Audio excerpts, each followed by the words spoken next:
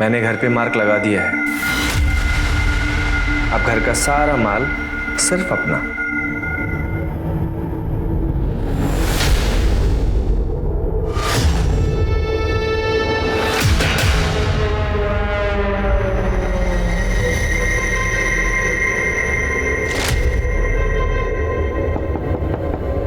शादी मुबारक हो।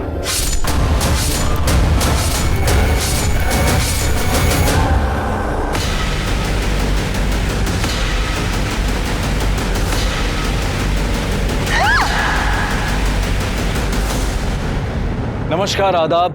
मैं अनूप सोनी क्राइम पेट्रोल के आज के इस केस में आप सबका स्वागत करता हूं।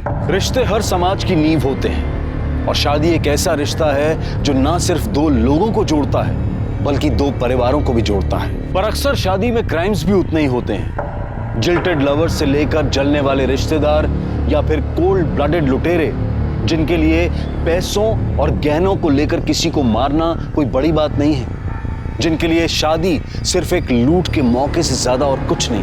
हमारे 30 दिन 30 यूनिक केसेस की श्रृंखला में हम आज आपको दिखा रहे हैं एक ऐसा केस जिसमें एक नहीं, दो नहीं, बल्कि कई हत्याएं हुई। आखिर क्या थी इन हत्याओं के पीछे की मानसिकता? आपने अक्सर कहा और सुना होगा, इंसानियत के वास्ते।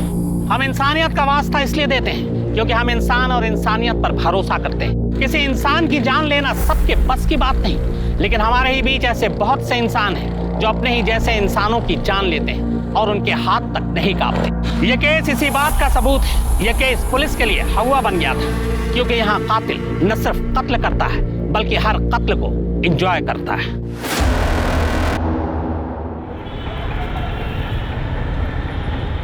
अंकल मेरी बात तो सुनिए, मैं क्या बोल रहा हूँ। अंकल मेरी बात तो सुन लीजिए। पापा मैंने इसे यहाँ बुलाया था, छोड़ो। अंदर लेके जा इसको। और सुन, साक्षी की शादी वहीं होगी जहाँ हम तय करेंगे। मेरे पूरे खानदान में किसी ने आज तक लव मैरिज नहीं किया, ना आगे कोई करेगा।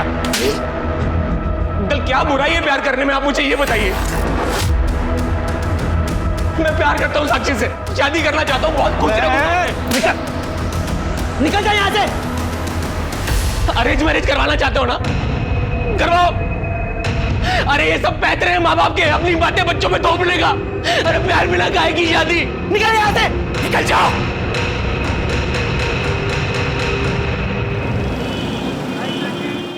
थोड़ा सा लेफ्ट करना, बस बस बस, करेक्ट।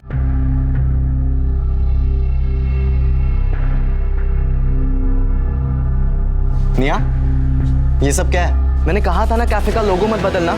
अरे हमारे पुराने कैफे के लोगों से सब हमें जानते थे। अरे वो पहचान थी हमारी। Bro, it's time for evolution ना। पहचान तो धोती कुर्ते की भी है, पर पहनते हो क्या तुम? Just look at the cafe, कितना कूल लग रहा है। रीब्रांडिंग से हमारे कैफे प्रमोट भी तो हो रहा है ना। कैफे सिर्फ तेरे नाम से, कैफे तेरी नहीं है, समझी? इसमें मेरा हिस्सा भी तो है, सेम पेरेंट्स है हमारे। लड़कियों का कोई हिस्सा नहीं होता। शादी करो, पति के घर जाओ और वहां पे हिस्सा मांगो अपना। I will. इट्स ओके निया, रिलैक्स।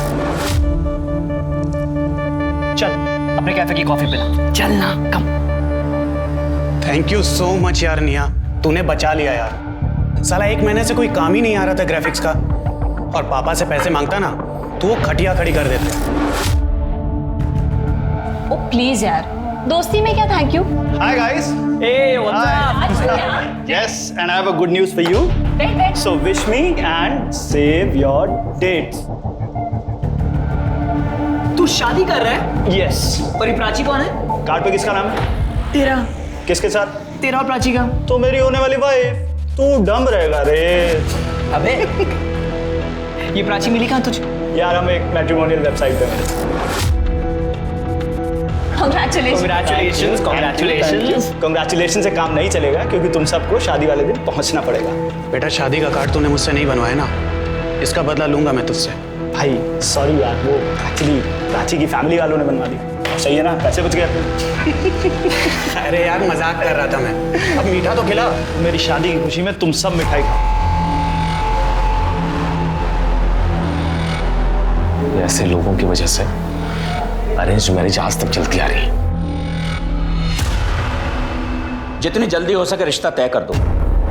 अरे उम्र ज्यादा है तो क्या हुआ, 70 साल की उम्र में भी मर्द मर्द ही होता है, और ये तो फिर 40 के ही हैं। बात आगे बढ़ाओ। पापा, आप ऐसे नहीं कर सकते। एक बात समझ ले, मेरी इज्जत से बढ़कर जिंदगी में और कुछ भी नहीं, औलाद भी नहीं। अगर मैंने तुझे पैदा किया है ना, तो मार भी सकता हूं।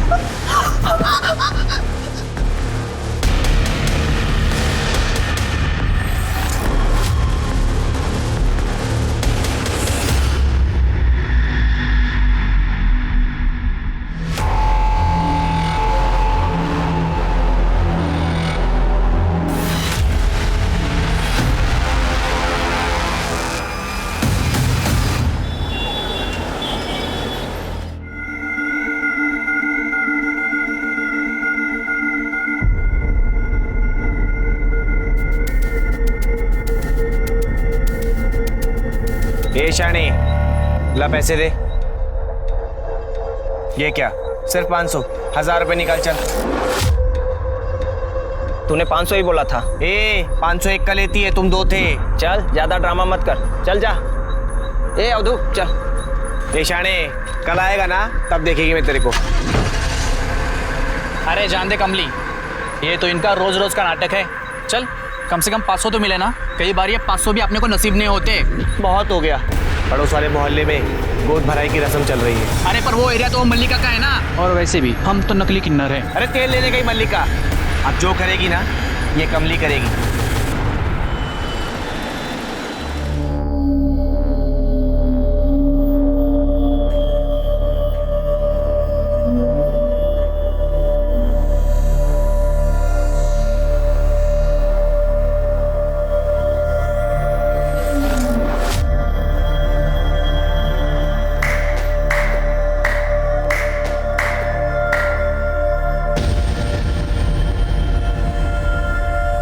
तेरी सारी बलाएं ले लूं, सदा सुहागन रहो, मुन्ना ही होगा।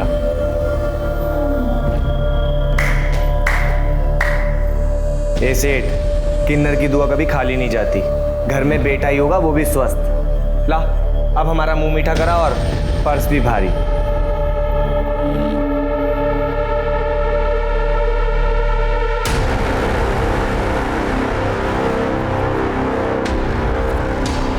देख तो समाना, रखो और दफा हो जाओ। ऐसे घर में खुशियां आई है, उसमें भी कंजूसी। तुझे बोला ना, ये रख और दफा हो यहाँ से। चल 1000 रुपए तो दे, 500 रुपए बचा के करोड़पति बन जाएगा क्या? तू जाता है या मैं चप्पल निकालूं?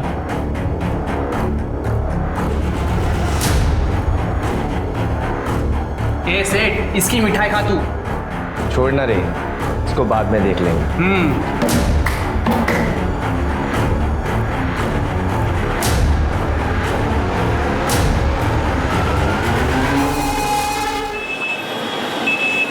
देखो पारुल, तुम एक नहीं 10 काम वाली बाई रख लो, मुझे क्या एतराज हो सकता है? आपको क्यों एतराज होगा? मैं यहाँ पे बाई ढूंढती हूँ और आप उसे 1 महीने में चलती कर देते हो। देखो पारुल, जिंदगी नर्क बना दी इस आदमी ने। 5वीं बाई भी काम छोड़ के चली गई है इनकी वजह से। क्या इनकी वजह से? तुमने देखा नहीं, चोरी की थी उसने, ताई जी के पर्स में से पैसे निकाले। कोई बाई चोरी करती है, कोई इन पे बुरी नजर डालती है। आज 500 रुपए के लिए उस किन्नर की बद्दुआ ले ली। एक तो नौकरी छोड़ के बैठे पता नहीं क्या करते रहते हैं। खुद की बीवी तो डिवोर्स करके भाग गई है और सारा दिन घर पे पड़े रहते हैं। विशाल, मैंने तय कर लिया है, मेरा बच्चा इस माहौल में बड़ा नहीं होगा। मुझे अलग होना है। या तो तुम नया घर लो या तो इस आदमी को यहाँ से निकालो, वरना मैं चली जाऊंगी। पारुल, देखे तूने तेवर इसके? भैया, इस घर में वही होगा जो पारुल चाहती है, नहीं तो आप अपना इंतजाम कर लीजिए। क्या?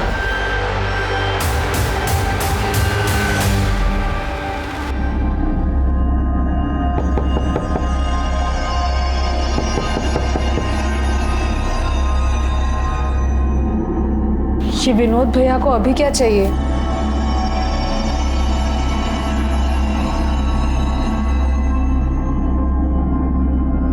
क्या भैया?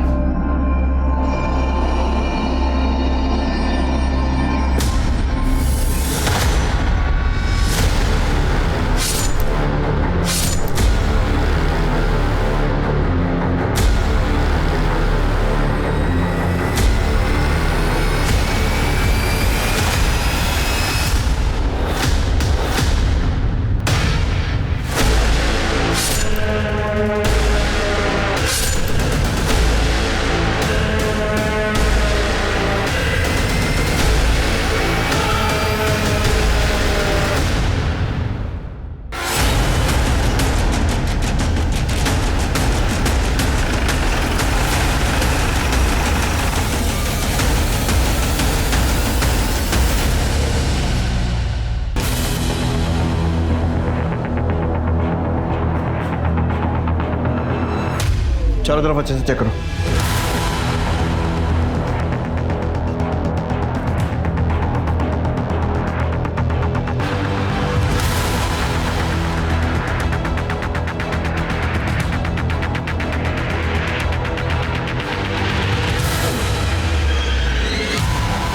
विनोद जी, आपके घर में घुसकर 2 लोगों की हत्या कर दी गई और आपको पता ही नहीं चला।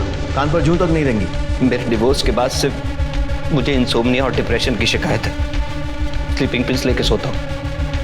सर, कबर्ड्स को तोड़ा गया, सामान गायब। सब ले गए, रुपए, पैसे, जेवर। अंदर कैसे है, कुछ पता चला?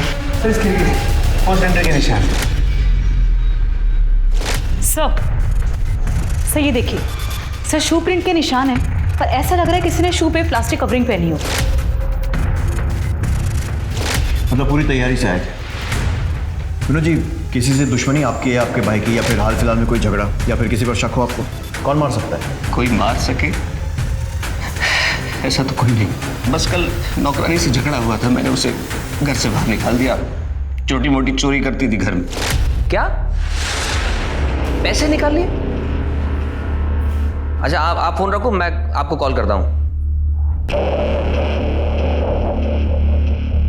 शीला, तूने ताई जी के पर्स में से पैसे निकाले? क्या? क्या ताई जी के पर्स में से पैसे निकाले तूने ना?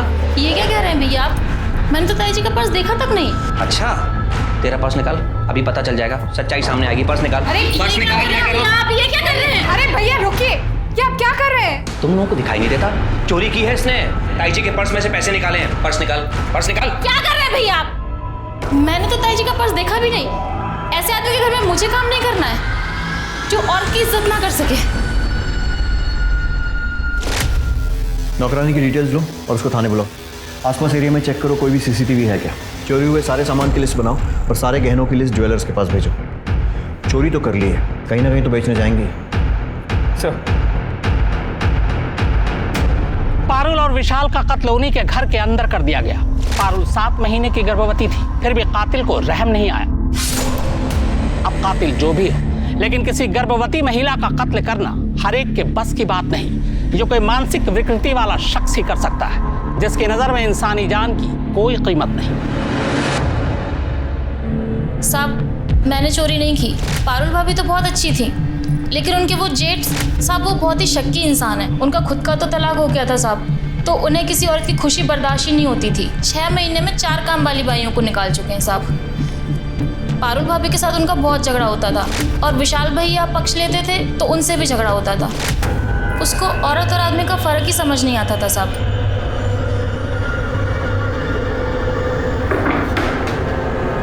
भाभी, ये भैया मुझे ऐसे घूर घूर के देखेंगे तो मैं काम कैसे करूंगी? मैं भी एक औरत हूँ। अरे वो तुझे औरत है इसलिए घूर के नहीं देखते हैं, वो बहुत शक्की इंसान है। उन्हें तो लगता है कि मैं भी विशाल के पर्स से पैसे चोरी करती हूँ, मुझे भी ऐसे ही घूर के देखते हैं। ये सही है, उसने तेरी चोरी पकड़ी तो तूने उल्टा उस पर ही इल्जाम लगा दिया। नहीं साहब, मैं 10 घर का काम करती हूँ साहब।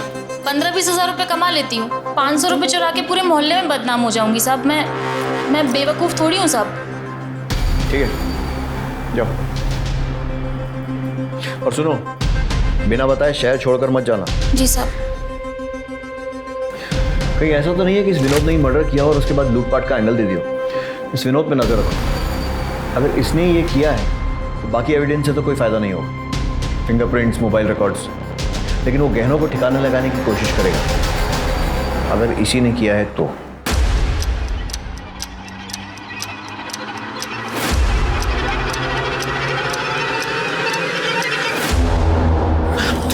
मेरी बात सुनो, देखो मैं पुलिस लेके आता हूँ, तुम बस एक बार सब कुछ बोल देना, उसके बाद ये लोग हमारा कुछ भी नहीं बिगाड़ पाएंगे। और अगर उसके बाद इन्होंने कुछ कहा ना तो सारे के सारे पुलिस लॉकअप में होंगे, मैं बता रहा हूँ। नहीं, मैं अपने फैमिली को ऐसे जेल में नहीं डाल सकती। ये लोग ना हमें खुश रहने देते हैं, ना हमें चैन से जीने देते हैं। तुम इनके बारे में सोच रही हो?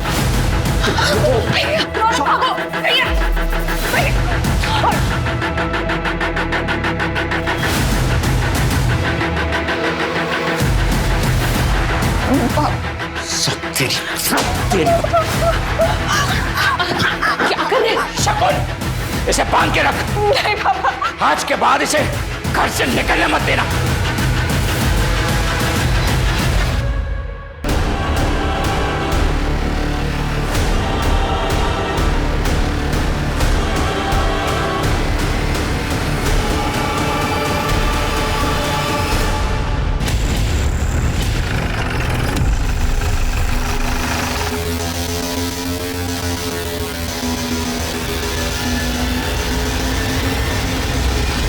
सर ये देखिए, पारुल और विशाल के मर्डर वाली रात विनोद किसी को मिला था और एनवेलप दिया था। पता करो ये कौन है। सर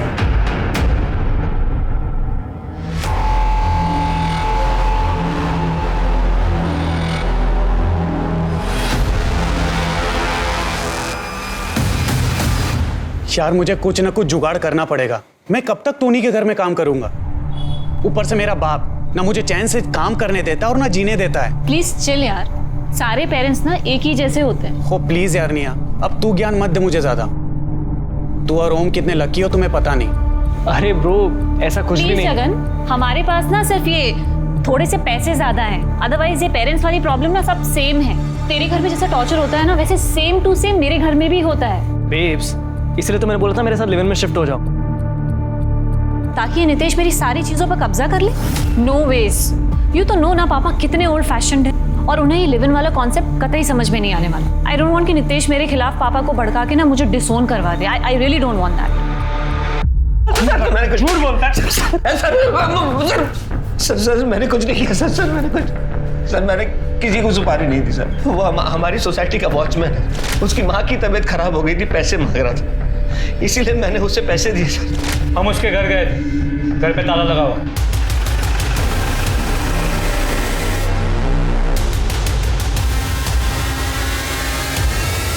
अपने गाँव गया होगा ना, मैंने पैसे इलाज के लिए दिए थे। कोई इलाज के पैसे नहीं थे, सुपारी दी थी अपने भाई और उसकी बीवी को मरवाने के लिए। सच बोला?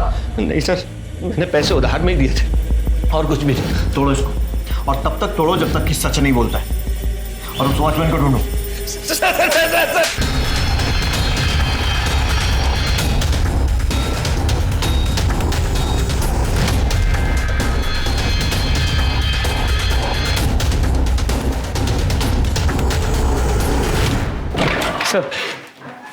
सर वो वॉचमैन के घर फोन किया था, वो वहाँ भी नहीं है। सर ये वॉचमैन बहुत ही शातिर है, उसने विनोद के अलावा और भी कई लोगों से अपनी माँ की बीमारी के नाम पे पैसे लिए, और उसकी माँ 2 साल पहले चल बसी।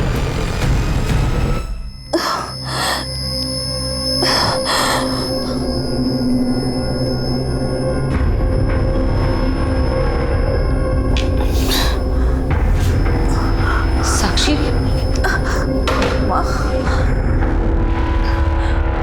माँ ये देखो, प्लीज खोल दो मुझे।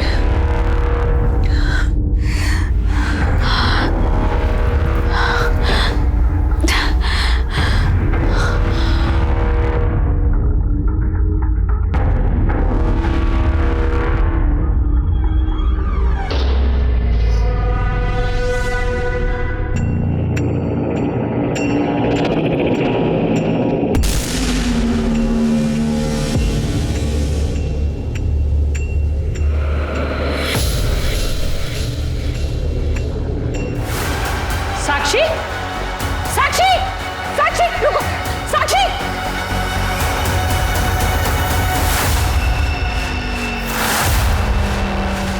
साक्षी, साक्षी, रुक जा, मैं कहता हूँ साक्षी रुक, ध्यान रख तू पर।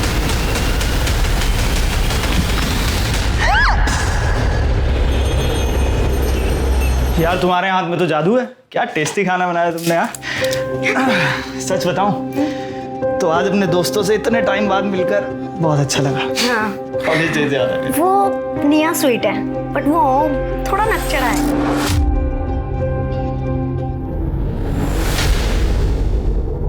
यार कुछ नहीं, इस टाइम कौन होगा?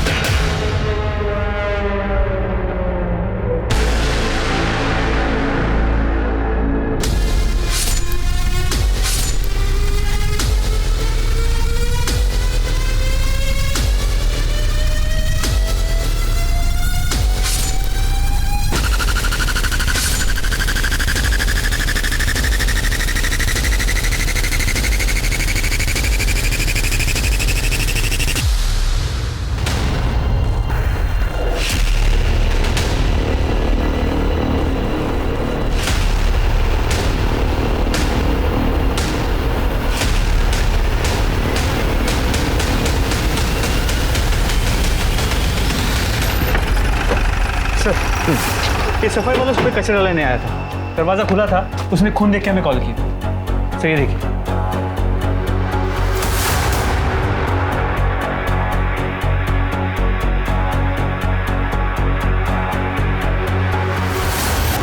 सर ये देखिए जूतों के निशान। ऐसे लग रहा है जैसे कि जूतों पर किसी ने प्लास्टिक कवर पहना।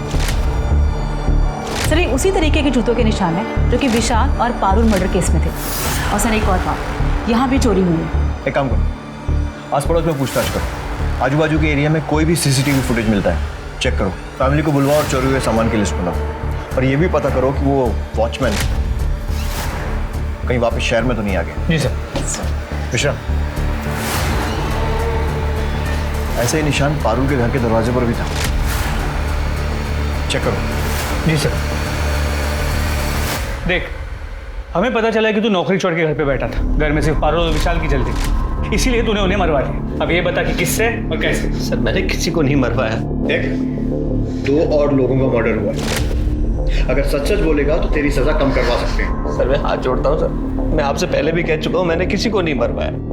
मानता हूँ मैं उनसे चढ़ता था, लेकिन थे तो वो मेरा परिवार। अब आप बता रहे हो एक घटना फिर से घट गई तो मैं तो बेकसूर हुआ ना सर। सर राज के घर वाले आए। नए घर में शिफ्ट हुआ था सर, कल सत्यनारायण की पूजा रखी थी, हम भी वहां पर थे। दोपहर का खाना खाकर हम दोनों निकल गए थे सर, क्योंकि उसने अपने दोस्तों के साथ एक पार्टी रखी थी। आप जानते हैं उन दोस्तों को? जी सर।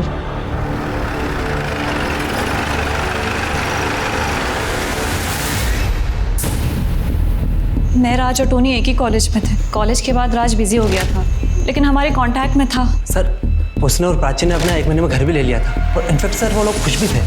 इस बात से हम लोग प्राउड फील करते सर। सर हम तो उन्हें विश करने गए थे। तो जब तुम लोग वहाँ विश करने गए थे तो कुछ अलग या अजीब सा देखा? No sir, not at all. बल्कि राज और प्राची तो अपने फ्यूचर की बातें डिस्कस कर रहे थे हमारे साथ। अरे यार, इतने सारे गिफ्ट लाने की क्या जरूरत थी यार? अरे कैसे नहीं लाते यार, आफ्टर ऑल तो नए घर में शिफ्ट हुआ है। अच्छा, इसी बात पे कुछ खा। वाह, म्यूजिक सिस्टम, ये तो पक्का निया की पसंद होगी। हाँ of course, I knew it. मैं अभी प्ले करता हूँ। अच्छा राज, हाँ, do you mind if I ask कि तू सिंगल चाइल्ड है ना, तो फिर यहाँ पे अकेले घर पे क्यों शिफ्ट हुआ? वेल, हमें भी तो अपनी प्राइवेसी चाहिए ना, हम भी थोड़ा लाइफ एंजॉय करना चाहते हैं, और फिर हम बेबी भी प्लान कर रहे हैं। तो व्हाट यार, अभी तो शादी हुई है, इतनी जल्दी क्या है बच्चे की? ओ मॉडर्निटी की देवी। यार तुम लोगों का ना मुझे सीरियसली कुछ समझ में नहीं आता है। छोड़ो यार, लेट्स हैव सम फन।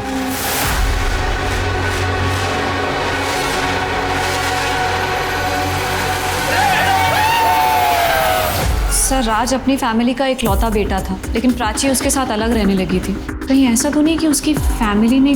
नहीं हाँ, उसकी फैमिली ऐसा कुछ नहीं कर सकती है।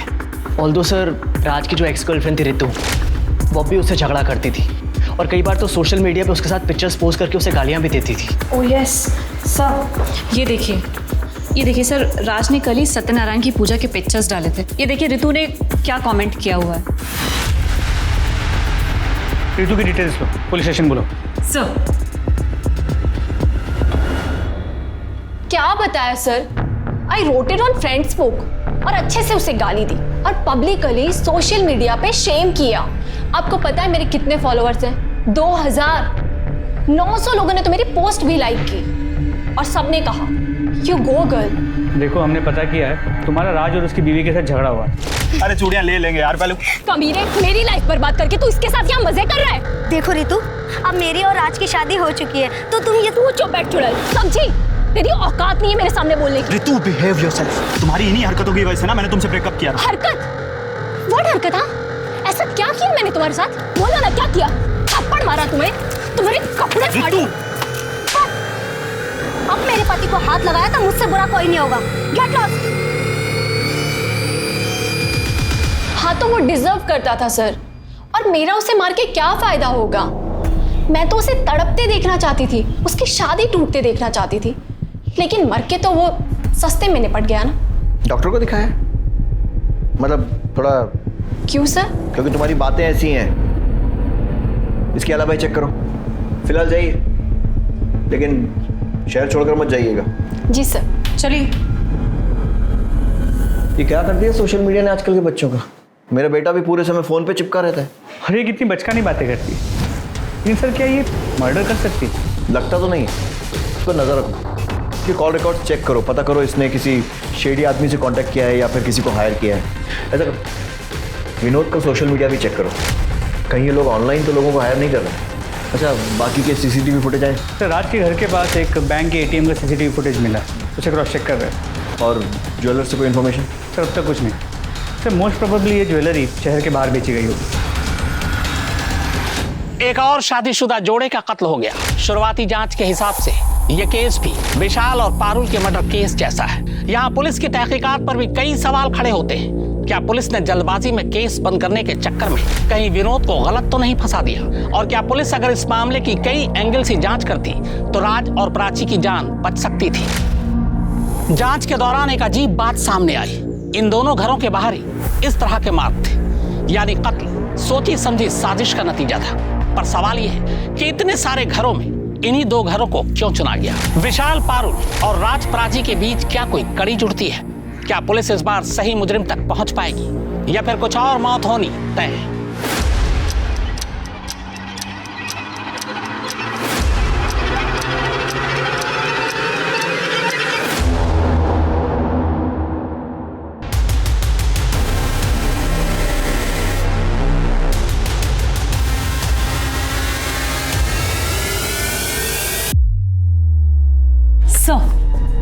सर ये देखिए, पहली रॉबरी में कोई भी बाइक पर नहीं आया, पर दूसरी रॉबरी के वक्त राज और प्राची के घर 2 लोग बाइक पर गए थे। वो राज के घर की तरफ गए और 20-25 मिनट के बाद वहां से निकल गए। मतलब ये हो सकता है कि शायद पहली रॉबरी के बाद जो पैसा आया उससे बाइक खरीद ली हो। सर हो सकता है, क्योंकि बाइक पुरानी है और नंबर प्लेट भी नहीं। और ये देखिए, राज के घर किन्नरों ने मार्क छोड़ा जो कि पारुल के घर पर मिला था, और वो लोग दोनों के घरों में गए गोद भराई वाले दिन और पूजा के टाइम। मतलब ये हो सकता है कि ये लोग शादी पूजा वाले घरों में सुबह मांगने के बहाने घुसते होंगे, उसके बाद वहाँ पर छानबीन करते होंगे और फिर शाम को या रात को ये या फिर इनके साथी लूटपाट करते होंगे। हाँ सर, क्योंकि ऐसे वक्त पर लोगों के घरों में गहने पड़े होते हैं और जो कि बैंक में भी होते हैं वो भी निकाल लेते हैं। पता करो ये किन्नर कौन है और लेकर आओ थाने। सर वैसे हमारी साक्षी बहुत सुंदर है, वो उसका एक्सीडेंट हो गया है ना, इसलिए थोड़ा मुरझाई सी लग रही है। कोई बात नहीं भाई साहब, साक्षी की सुंदरता कम नहीं हुई है ना निखिल? हमारी तरफ से ये रिश्ता पक्का समझिए।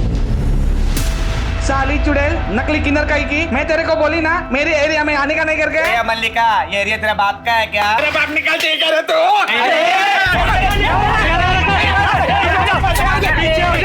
पीछे हो जाओ, पीछे हो जाओ, पीछे हो जाओ। साहब इसको अरेस्ट करो, बहुत बड़ी क्रिमिनल है। तुम्हें बड़ा पता है? और नहीं तो क्या साहब, मेरे एरिया में डाका डालेगी तो मुझे पता चलेगा ही ना। ज्यादा शातिर मत बनो। क्या यहाँ से? बैंकलैंड में तुझे क्या हो यहाँ से? कमली तुमसे बात करनी है। बोलो ना साहब। तुम लोग क्या कर रहे हो? जाओ। ये दोनों मेरे साथ। साहब हम हमारी कमली को छोड़ के कहीं नहीं जाएंगे। ये देखो, ये 4 लोगों का खून हुआ है और इनके घर चोरी भी हुई। और ये देखो, इनके घर के बाहर ही तुम्हारा निशान है। इन दोनों घरों में तुम गई थी ना? साहब हम तो किन्नर लोग हैं, जिसके घर में भी त्योहार होता है ना हर जगह जाती है। और क्या है ना कि उस लड़की का गोद भराई था, इसीलिए हम लोग मार्क लगाए। साहब बाद में बहुत लफड़ा होता है, इसीलिए हम जिधर भी जाते हैं अपना मार्क लगा देते हैं। और वैसे भी साहब हम लोग तो दोपहर में गए थे। उन दोनों रात को तुम कहाँ थे? वो उधर हाईवे के बाजू में साहब, उधर कभी भी जाके देखना, रात को हम उधर ही रहती है, पूछ लो जरा। हाँ हम हाईवे के पास ही थे। 1 मिनट, इसका क्या मतलब है कि शादी में जो पैसे लगेंगे वो तेरा हिस्सा है एंड ऑल? यही होता आया है और यही हमारी रीत है। बट ये लीगली सही नहीं है पापा। मुझे आपके कुछ लाख रुपए नहीं चाहिए, मुझे बिजनेस में पार्टिसिपेट करना है। पापा बिजनेस संभालने के लिए मैं हूं ना। पर मैं भाई से बेटर हूँ पापा, आपको पता है। निया पापा प्लीज प्लीज पापा। ओके तो एक डील करते हैं ना। अच्छा हाउ अबाउट 1 महीना भाई बिजनेस संभाले और 1 महीना मैं संभालूं, फिर देखते हैं कि कौन बेटर है। प्लीज पापा, अपनी बेटी को एक मौका तो दे सकते हैं ना। अच्छा ठीक, पर पापा कैसी बातें कर रही है ये? पापा धंधे में थोड़ी ना ये सब चलता है। बस 1 महीने की तो बात है।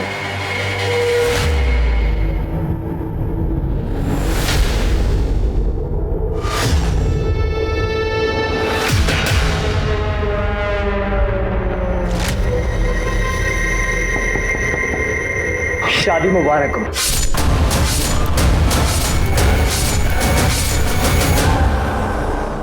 सर पोस्टमार्टम और फोरेंसिक रिपोर्ट पारुल और विशाल के केस जैसी, धारदार चाकू से वार किया गया।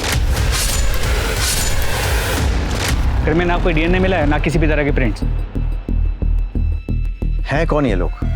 हवा में से आते हैं और हवा में गायब हो जाते हैं। शुरू से शुरू करते हैं। पारुल के घर इन क्रिमिनल्स ने खिड़की से फोर्स एंट्री की थी, जबकि राज के घर ये लोग सामने के दरवाजे से घुसे थे। नहीं सर, राज के घर पे कोई फोर्स एंट्री का निशान नहीं था। मतलब ये हो सकता है कि कोई जान पहचान वाला आदमी था। तो या फिर ये भी हो सकता है कि राज के घर में किसी ने मदद मांगने के लिए नॉक किया, राज ने बिना कुछ सोचे दरवाजा खोल दिया। पॉसिबल है। और वैसे भी अगर तैयारी से आओ तो दो लोगों को मारकर लूटने में ज्यादा मुश्किल नहीं होती। राज के घर के आसपास हमें 2 सस्पेक्ट बाइक पर दिखे, लेकिन पारुल के घर के आसपास हमें कोई सस्पेक्ट नहीं दिखा, ना आते हुए ना जाते हुए। सर हो सकता है वो बाइक पर आए ना हो, इसलिए हमें मिस कर दिया हो, वो पैदल आए हों। Good point. ऐसा करो, मर्डर के 1 दिन पहले और 1 दिन बाद का सारा सीसीटीवी फुटेज फिर से चेक करो। सर चोरी के सामान बेचने की कोई इन्फॉर्मेशन? नहीं सर, अपने एरिया में कुछ नहीं मिली। मैंने फोटोज को बाकी के पुलिस स्टेशन में सर्कुलेट कर दिया, शायद किसी और शहर में बेचा गया हो। ठीक है। इस तरह की लूट और किलिंग की वारदातें शहर के अलग अलग इलाकों और घरों में हुई थी, लेकिन पुलिस की सस्पेक्ट लिस्ट में एक भी ठोस नाम सामने नहीं आ रहा था। ये किसी प्रोफेशनल क्रिमिनल्स का गैंग लग रहा था। ये लुटेरे इतने शातिर थे कि इन्होंने अपने खिलाफ कोई सबूत नहीं छोड़ा था। ये निया बहुत तेज बन रही है, इसका फेल होना बहुत जरूरी है। अगर मेरे होते हुए भी पापा ने बिजनेस निया के हाथ में दे दिया तो फिर मेरी क्या इज्जत रह जाएगी?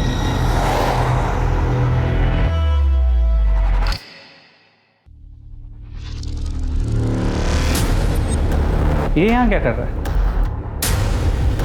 जानते हो इसे? जी सर, उस दिन कैफे में देखा था, राज का दोस्त है। सर कमली के अलावा यही एक कॉमन लिंक है। मर्डर वाली रात कुछ घंटे पहले ये वहाँ देखा गया था। और निकला कब? सर मर्डर की अगली सुबह टोनी के साथ। मतलब मर्डर की 1 रात पहले आया और मर्डर की अगली सुबह निकल गया। इसका एड्रेस निकालो और सारी डिटेल्स पता करो। सर सारा टाइम कंप्यूटर पे लगा रहता है। उस दिन मैं नाराज हो गया, थोड़ा सा कुछ कह सुन दिया तो नाराज होकर अपने दोस्त के घर चला गया। कौन से दोस्त के? टोनी है उसका दोस्त। तो बोला कि प्रोजेक्ट पूरा करके आऊंगा, 2 दिन बाद वहीं से आया।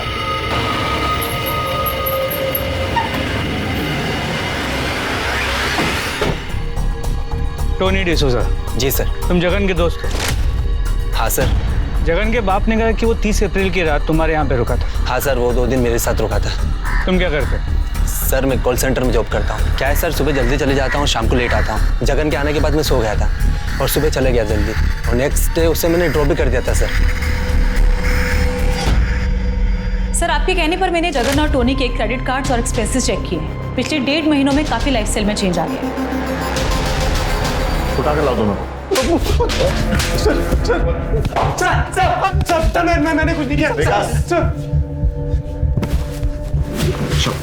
शुरू हो जाओ। मैंने कुछ नहीं किया है सर। और सर राज और प्राची की हाउस वार्मिंग पार्टी के बाद हम लोग ओम के फ्लैट पे चले गए थे सर, पार्टी कंटिन्यू करने की। सर मैंने चेक किया है, इन लोगों की मोबाइल लोकेशन ओम के घर की है। मैं जितना इस केस को स्टडी करता हूँ, मुझे ये मामला सीरियल किलिंग का लगता है। सीरियल किलर होता क्या है, कैसा होता है? सीरियल किलर में खून करने की तलब होती है, कत्ल करने का एक खास पैटर्न होता है। अक्सर चोरों का इंटरेस्ट होता है चोरी करना, लेकिन चोर चोरी करने के बाद चुपचाप निकल जाना पसंद करते हैं। जब तक कि कोई उनके सामने ना आ जाए तब वो उन्हें मार देते हैं। अब पुलिस को अपनी सोच बदलनी होगी। क्या ये कत्ल चोरी को छुपाने के लिए है या चोरी कत्ल को छुपाने के लिए? क्योंकि अगर ये मामला सीरियल किलिंग का है तो फिर कई मौत होनी अभी बाकी है। नमस्ते आंटी, साक्षी को मैं तैयार कर देती हूँ। ठीक है, पर जल्दी करना। ठीक है।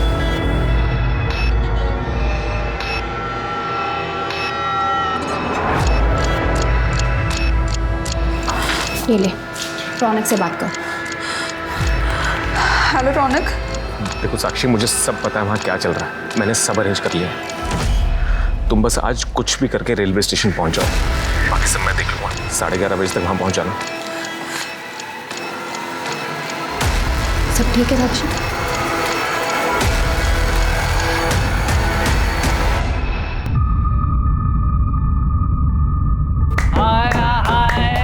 बधाइयो सेठ, बधाइयो। घर में खुशियां आ रही है तेरे। चला शगुन दे। हाँ हाँ। तेरी बेटी सदा सुहागन रहे। ये हुई ना बात।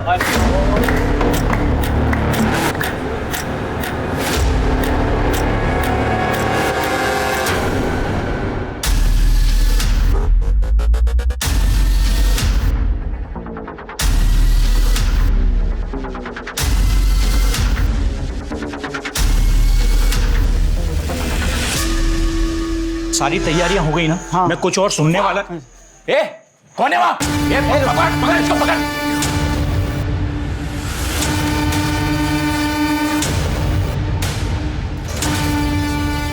कौन है तुम लोग?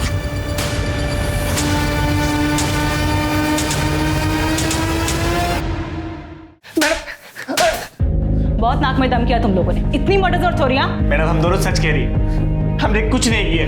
तो उस घर में क्या शादी के लड्डू खाने गए थे आधी रात को? मैडम वो तो हम उस लड़की को भगाने। एक मिनट, लड़की को भगाने? वो साहब कितना अच्छा मुख है तेरा, जी करता है तेरी सारी बलाएं ले। ये लोग मेरी शादी जबरदस्ती कर रहे हैं, मुझे आज रात यहाँ से भागना है, प्लीज मेरी मदद कर दो।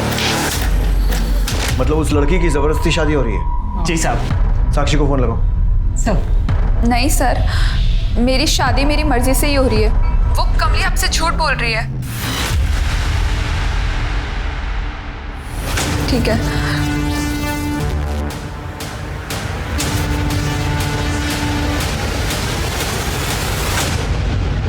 इन लोगों की अच्छे से धुलाई करो, मुझे पूरा सच चाहिए। साहब सच करें, साहब सच करें। मिश्रा, कमली ने कन्फेस किया?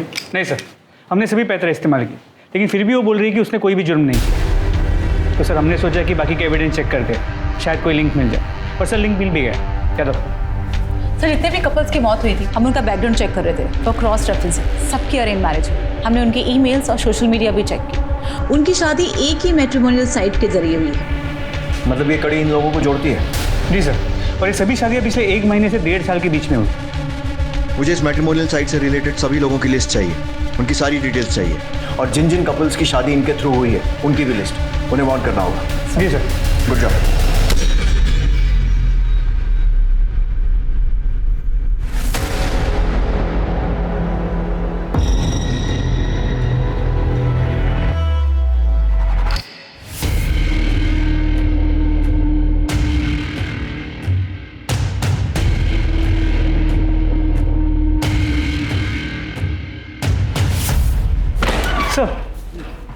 सर टोनी डिसोजा, पारुल का पड़ोसी और राज का दोस्त। ये उसी कंपनी में काम करता है जो विवाह केंद्र का वेबसाइट मैनेज करती है। और इस टोनी ने आज ही साक्षी और निखिल का अकाउंट भी एक्सेस किया है। ये साक्षी वही लड़की है ना जिसके यहाँ वो किन्नर चोरी करने गए?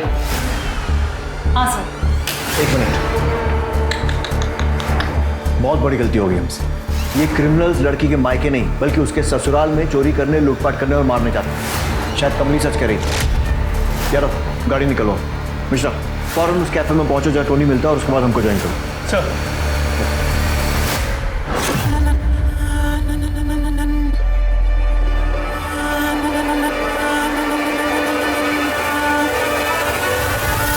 और इसीलिए मुझे ये शादी करनी पड़ी।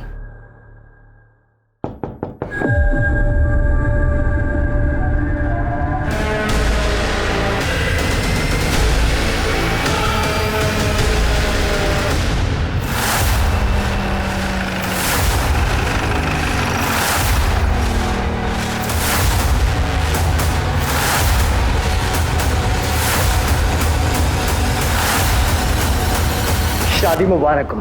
हाथ पीछे, मैं तो खोपड़ी पे गोली मारूंगा। पीछे चाकू फेंको, पकड़ो दोनों को।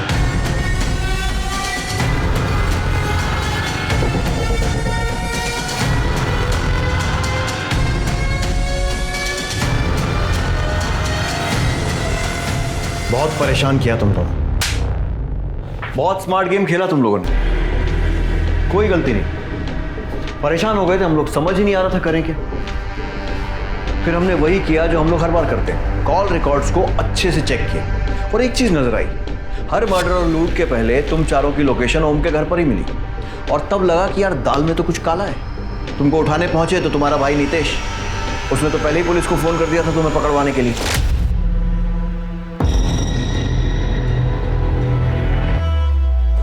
मिल गया निया को फंसाने का तरीका। निया और टोनी का है? सर टोनी का तो पता नहीं, लेकिन मुझे पता है निया कहाँ पर है। मैंने अभी उसका मैसेज देखा sir. Red pill party sir, ये पक्का ड्रग्स वाली पार्टी है 100%। Please arrest as soon as possible. तुम्हें बहुत जल्दी अपनी बहन को अरेस्ट करवाने की? सर आप निया को अरेस्ट करेंगे तभी तो पापा ये कैफे मुझे देंगे, and everything is fair when it comes to business. Sir मेरा भाई ना एकदम यूजलेस है। वो ना ही एक अच्छा बिजनेसमैन है और ना ही एक अच्छा भाई, और ना ही खूनी लुटेरा। पहला विक्टिम कैसे चूज किया था? सर वो टोनी अक्सर अपने पड़ोसियों की बातें करता था, पारुल और विशाल, और उस रात को तो जगन ने भी उन दोनों को झगड़ा करते हुए सुना और फ्रस्ट्रेट होकर मैं वीडियो कॉल किया था। यार ऐसे लोगों को जिंदा रहने का कोई हक नहीं। अपनी अरेंज मैरिज की फ्रस्ट्रेशन दूसरों पे निकालते हैं और अब बच्चा आएगा फिर उसकी भी लाइफ झंड कर देंगे। उसके बाद हम लोग कैब पकड़ के टोनी के घर चले गए ताकि हम लोग रजिस्टर ना हो सके।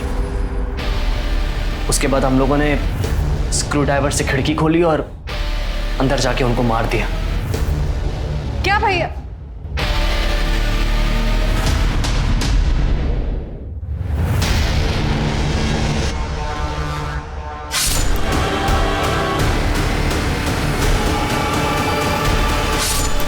पहली बार था सर, पर क्या किक थी।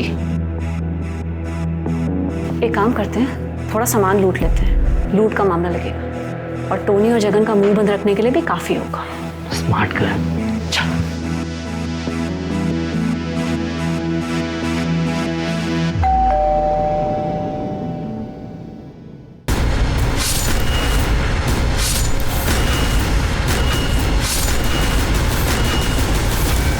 उसके बाद हमने पैसे टोनी और जगन को देना शुरू कर दिया और वो भी हमारी मदद करने लगे। टोनी हमें इन्फॉर्मेशन देता था अपनी वेबसाइट से। उसके बाद हम रेकी पे जाते थे ये पता करने के लिए कि कौन अकेले रहता है और किसके पास कितनी सिक्योरिटी। अगर हमें ऐसा लगता था कि हम दोनों उस चीज़ को हैंडल नहीं कर पाएंगे तो टोनी और जगन को अपने साथ लेते थे। मर्डर करने के बाद हम वो कपड़े और ग्लव्स जगन को देते थे और वो उसे डिस्पोज करता था।